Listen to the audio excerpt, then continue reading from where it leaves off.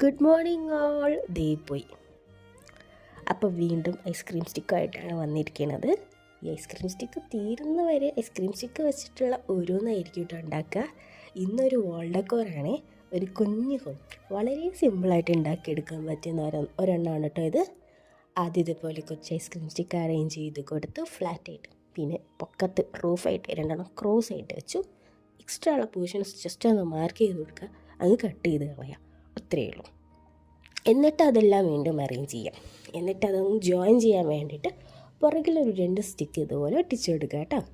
എന്നിട്ട് വീണ്ടും നീളത്തിലൊരു stick, full stick എടുക്കുക, എന്നിട്ട് അത് താഴെ ഒട്ടിച്ചെടുക്കുക.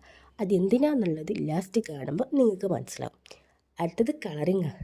എൻ്റെ ഫേവറേറ്റ് കോമ്പോയാണ് ഈ ബ്ലൂ ആൻഡ് പിങ്ക് കോമ്പോ. അപ്പോൾ ആ കളർ തന്നെയാണ് ഞാൻ അടിച്ചു കൊടുത്തിട്ടുള്ളത് കേട്ടോ. പിന്നെ ഈ വീഡിയോ ഇഷ്ടപ്പെട്ട ഒന്ന് ലൈക്ക് ചെയ്യണേ. എന്നിട്ട് കളറെല്ലാം നമ്മൾ അടിച്ചു കൊടുത്തിട്ട് നമ്മൾ 2 വിൻഡോയും ഡോറും ആയിട്ടുള്ള 2 പേപ്പറിൽ കട്ട് ചെയ്തിട്ട് ഇതുപോലെ ഒട്ടിച്ചു കൊടുക്കണം കേട്ടോ. എന്നിട്ട് നമുക്ക് കുറച്ചുകൂടെ ഒരു ഭംഗി കിട്ടാനായിട്ട് ഞാൻ 2 ചെടിച്ചട്ടി വെച്ച് കൊടുക്കുന്നുണ്ട്. അതിന് ഈ പ്ലാസ്റ്റിക് ബോട്ടിലിൻ്റെ പുറകു വശം കട്ട് ചെയ്യുക, പെയിൻറ്റ് ചെയ്യുക. എന്നിട്ട് അതിൽ വെക്കാനുള്ള ഫ്ലവേഴ്സ് ഒറിജിനൽ ഫ്ലവേഴ്സ് ഒന്നുമല്ല, ഞാൻ പേപ്പറിൽ വരച്ചിട്ട് കട്ട് ചെയ്തിട്ട് അതിലിട്ട് കൊടുക്കുക കേട്ടോ ചെയ്തത്. ഇതാണ് ഫൈനൽ ലുക്ക് വരുന്നത്.